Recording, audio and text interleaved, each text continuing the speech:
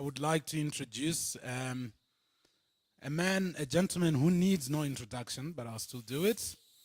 Coming out of the sunny, beautiful Durban, no? Cape Town. Yeah. Yes, it's also sunny and beautiful. Cape testing, it's called. Um,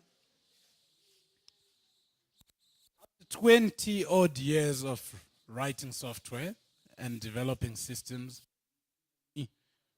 My son's going off and on. He has given me just one great lesson that he's learned, and that it's ridiculously difficult. However, today he's got um, a strategy for attacking legacy code. Ladies and gentlemen, help me welcome Aslam Khan. Right. Now, taming legacy code in half an hour is an injustice. I've been spending a large portion of my adult life trying to do this. A lot of this is going to be conceptual, but it gives ideas. Being a strategy, we can argue it should be conceptual. So let's see how it goes. Some of it is things that I've attempted. Well, I've attempted each of them. I'm finding equal value in all of the strategies. I can't say there's any single strategy that outweighs the other. So there's about 3 of them, and because they're in numerical order, it doesn't mean that one is favored over the other, right? So it's just 3 different ways that I deal with it. But before we go into that, what is this thing called legacy? What do we mean by legacy? About 10, 12 years ago, a guy called Michael Feathers wrote a book. And at that time, it was the most tweetable thing, or whatever was Twitter then, that says that code without unit tests is legacy. Now, I disagree with that statement after 12 years. This chair is really weird here. I now think, and you can challenge me on this, I think that all code, the moment it hits production, is legacy if it's awkward to change. The way we would roll with code, before it's in legacy, before it's in production legacy, oh God, I just said production is legacy. Whenever we roll with code that's not yet in production, we have a sense of freedom that we could do whatever we like. Okay, it's actually a false sense of freedom, but never mind, let's live with that. But the moment it goes into production, we tend to treat it with a little bit more care. And so we feel constrained. And it's awkward to change. The sad part is that we all recognize that awkwardness. We work in enough teams, and we hear people saying that we can't do that change in one sprint. Right? That's one side. Then you hear people saying things like, don't go near that part of the code base. How about our design doesn't support that feature, so it's going to take long. My favorite one, yeah, we can do that, but we have to refactor everything first. Right? So refactor everything first. So we recognize that it's hard, right? It's awkward and it's difficult to change code. That's why we've released it into production. The challenge with us in Agile software terms is that we are aspiring to release code more and more frequently. So we're living with this conundrum of how to change code while we're feeling awkward about it, and that's the challenge. Largely, it's because we lack understanding of very large code bases. So very large is relative, right? It depends on your sense. Some teams would say 1 million lines is large. Some teams would say 200,000 lines is large. It doesn't matter, right? But it's large relative to the team size. It's a large surface area. That's one aspect. The second aspect is that we don't know where to make the change. If we want to make significant changes, we want to overhaul and gain control over this entire large code base, where's a significant point to start at? That's a tough one. And the most concerning part is that how do you make safe changes? And that's where Michael Feathers came from, with this whole thing of unit test gives us a sense of safety, and it's absolutely true, right? But retrofitting unit test to an existing code base that doesn't have unit tests is a futile effort. I wouldn't encourage anyone to do that. Firstly, you will never get budget. You can't motivate for it. And secondly, it's genuinely worthless to try to start at line 1 and get coverage to line whatever. It's madness, right? So, given that it's a large surface area, we need to gain understanding. An attack strategy has to be about gaining understanding. If I throw you 1,000 lines of code, even 1,000, how do you know where to start reading? Line 1? Where? You can search. What are you going to search for?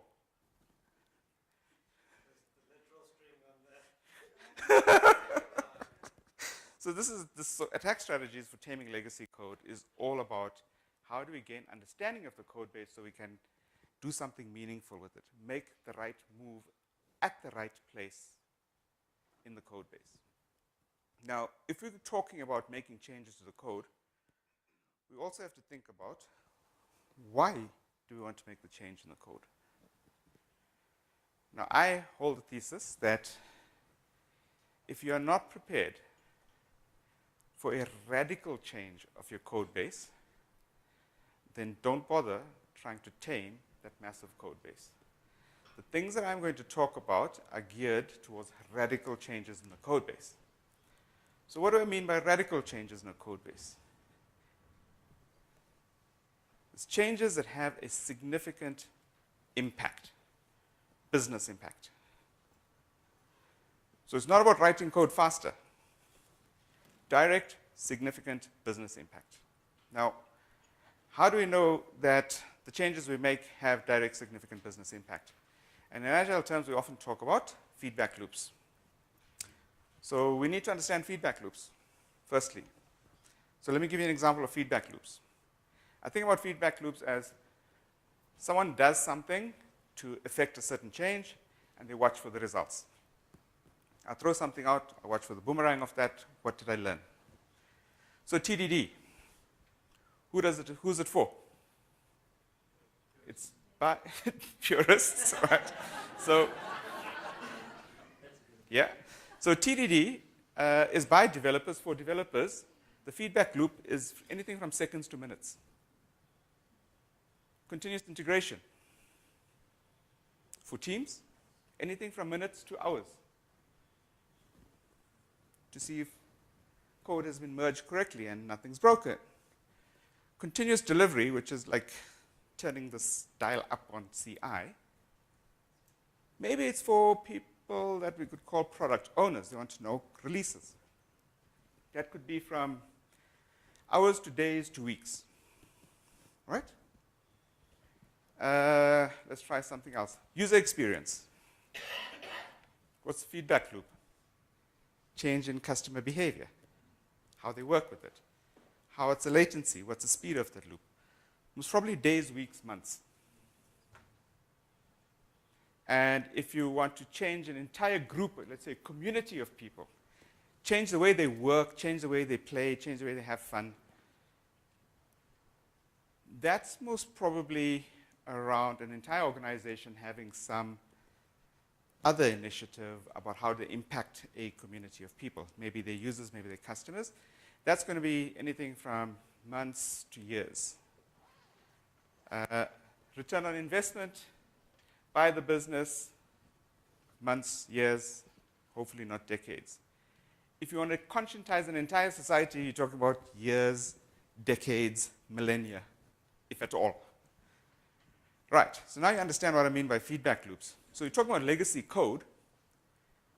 We need to understand the feedback loop in which we're playing to impact the change.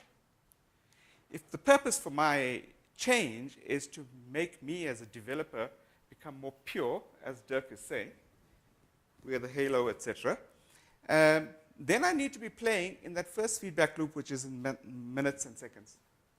So the moves I make would be directed towards that. If I want to make a change to ROI, I'm playing in a bigger feedback loop, so it's more radical, the change I must probably go for as a strategy, because I'm playing with a much longer feedback loop. So the moves I make, I need to be patient enough to wait to see the results of that. Most often, in Agile, we end up wanting instantaneous feedback. So, once you understand the mechanism, and Dirk's talked about purism, so I'll talk about craftsmanship. So craftsmanship is not a strategy for taming legacy. Craftsmanship equips us for that moment after we attacked. It's the skills that we need in the heat of the battle. And the only thing you need to know about that is actually refactoring. How do you refactor? That's it. Michael Feather's book, Working Effectively with Legacy Code, is an absolute must-read. It equips us to be good at how do you change code that's in production, that doesn't have tests. Working Effectively with Legacy Code by Michael Feathers. It's a really, really good book. I do recommend it. It's still relevant after 12 years. Extremely difficult to execute. Valuable, but really hard to do. But don't give up. You'll need it. So craftsmanship doesn't give us a strategy. Many people say craftsmanship is a strategy for taming legacy code. At the end of the day, taming legacy code for me is all about analysis. And the thing about analysis is that we're looking for heuristics. No matter what tools you use, no matter what mechanisms you use, you're looking for heuristics, trends. None of the tools that we use make decisions for us. It gives us data upon which to act. The data, intersected with our experience, brings about an opportunity to make a change. So, things that I've tried. This is when everyone starts writing frantically. Silver bullet number 1. A reasonable option on a large code base is to actually do static code analysis. Reasonable option. Often necessary. What does static code analysis do? Does anyone know what I'm talking about by static code analysis? We talk about things like essentially finding out the structure of the code. What is the design as written in lines of code?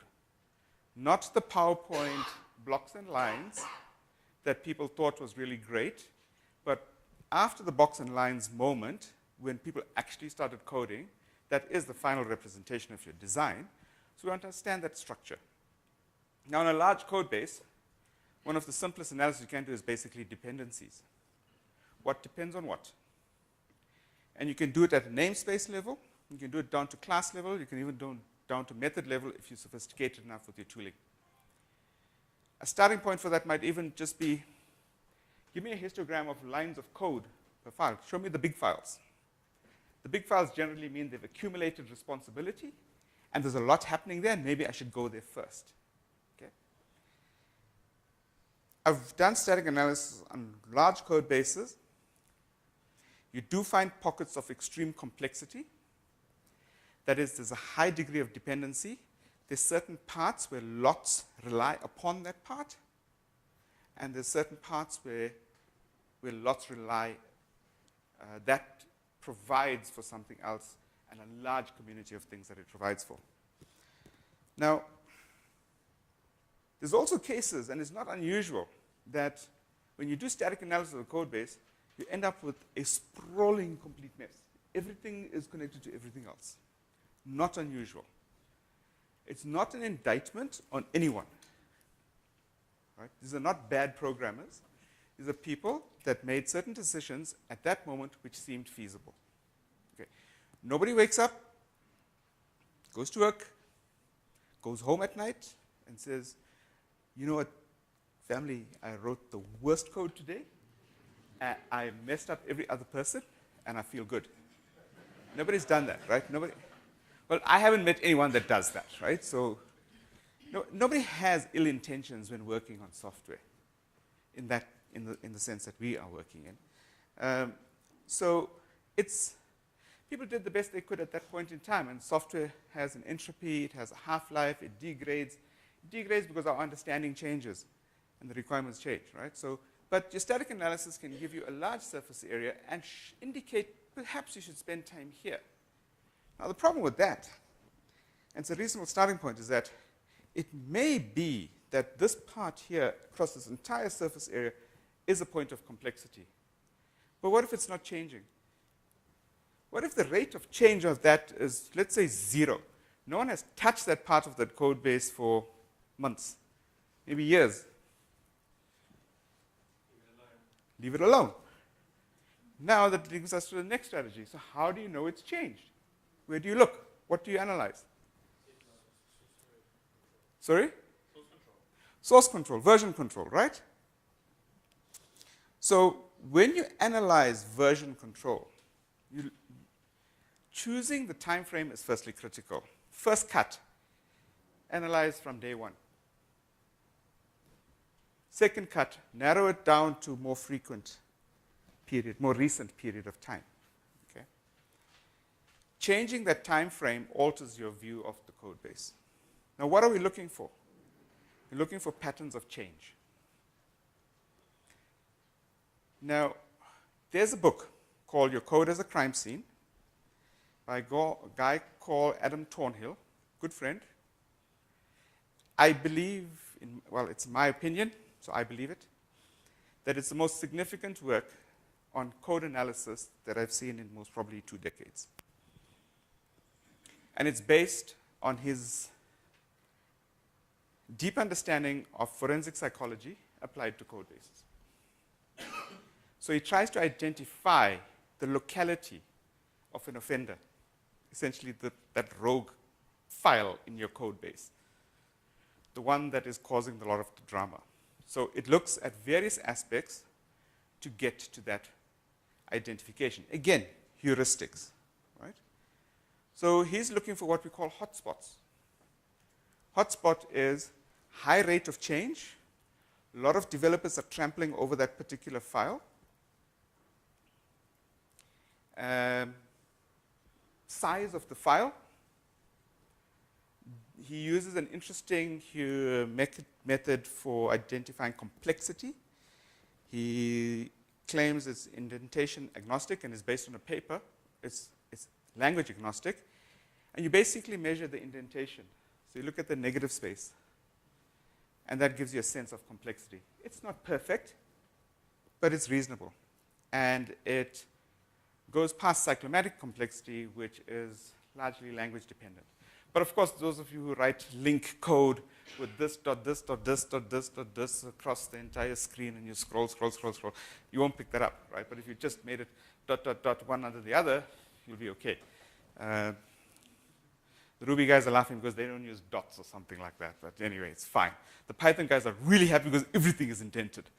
So, but the point here is that you need to get some measure of complexity versus change.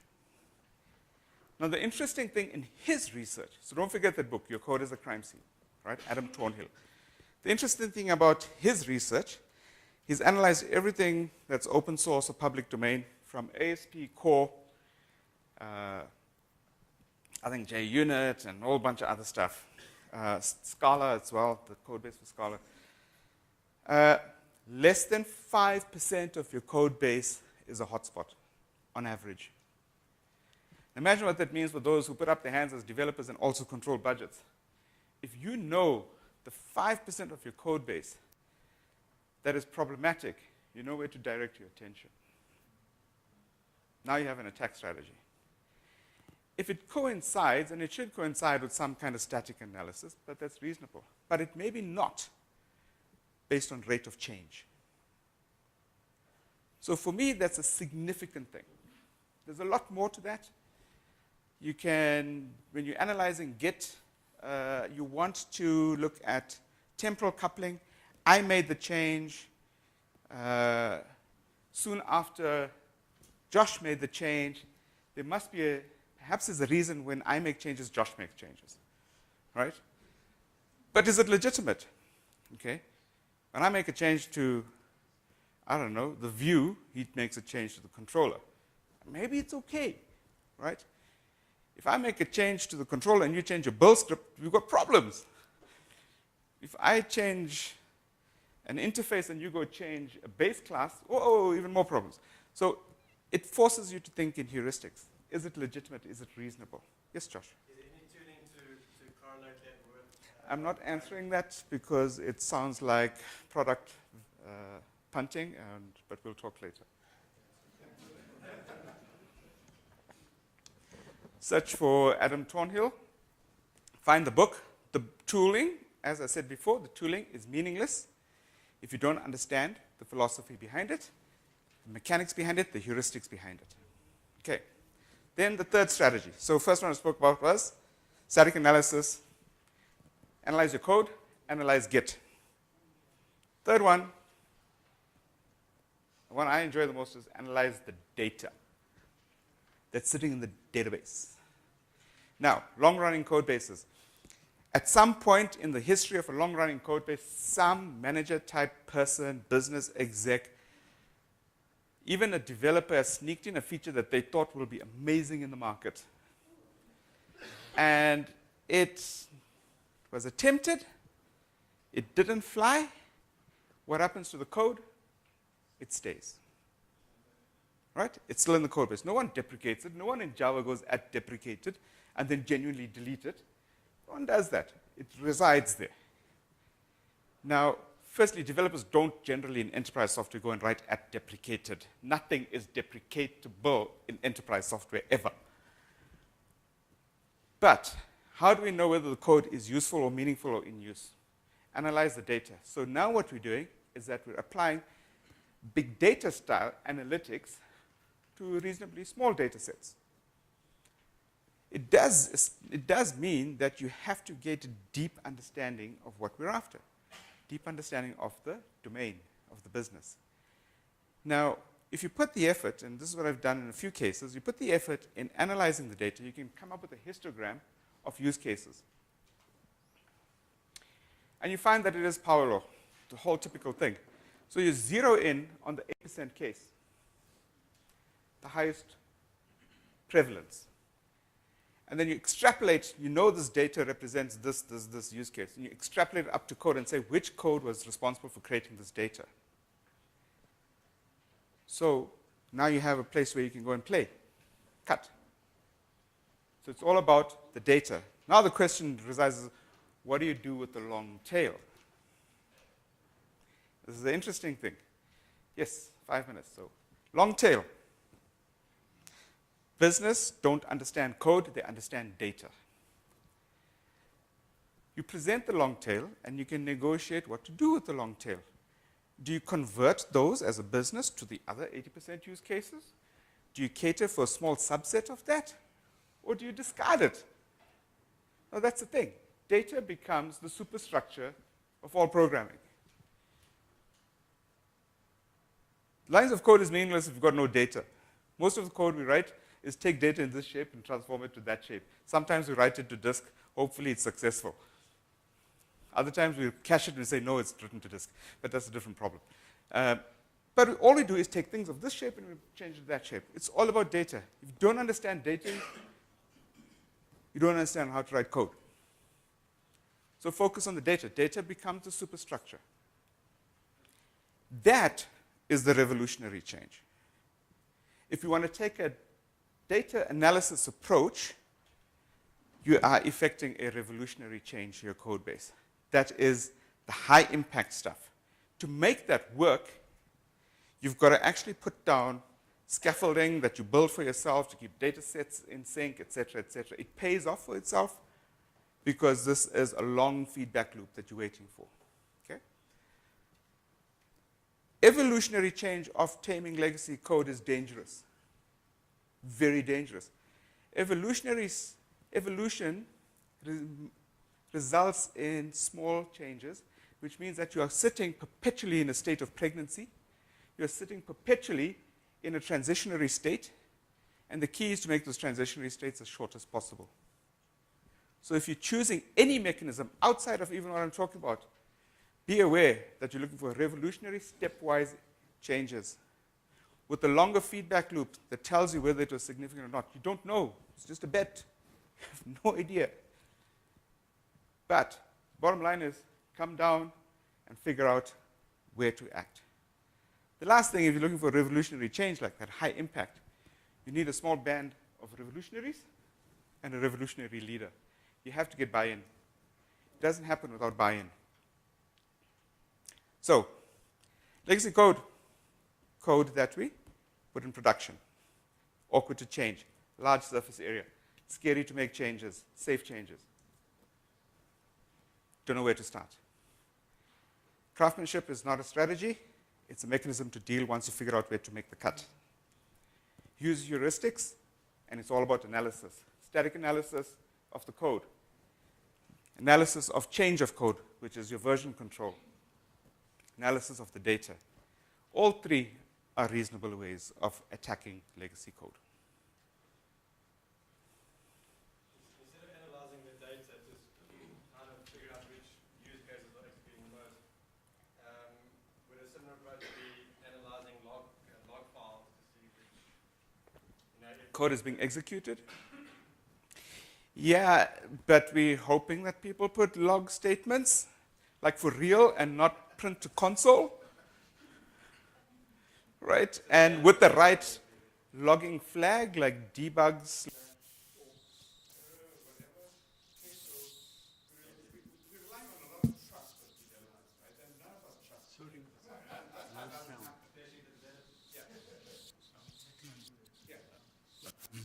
We have time for maybe 2 more questions.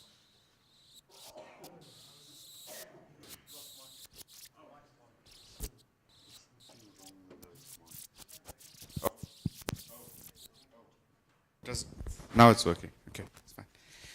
All right, so I hope I've given you some food for thought. I told you I had silver bullets. They're all silver. In my backpack, I've got, wreaths of garlic as well. So, look, it's a tough one, legacy code. It really, really is tough. It takes a lot of energy, emotional endurance. You do need people to be invested in that. Doing it piecemeal gets you nowhere. You're looking for a revolutionary change, one that has significant impact on the business. Right. Yes, Josh. So,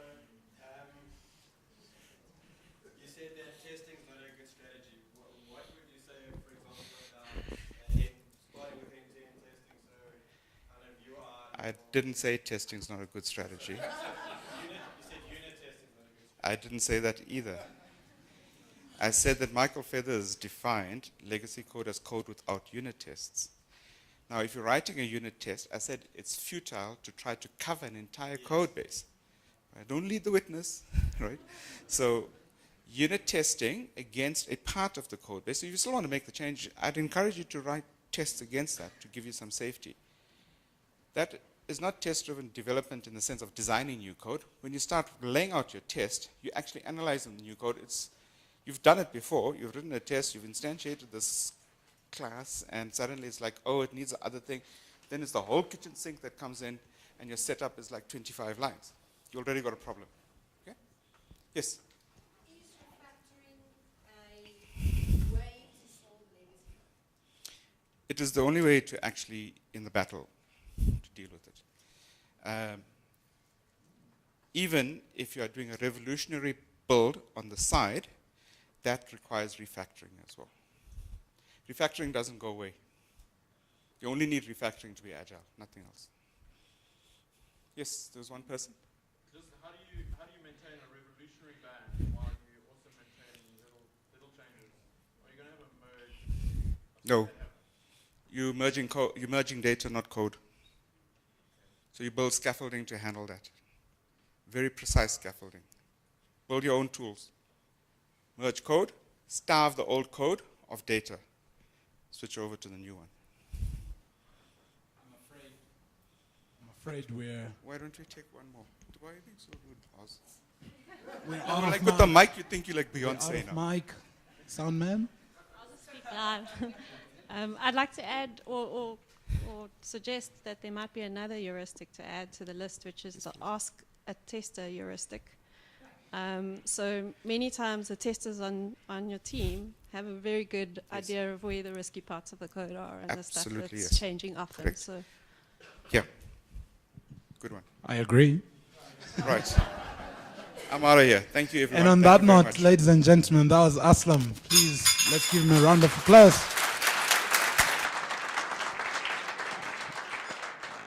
He also has his own book called Grokking Functional Programming. Check it out.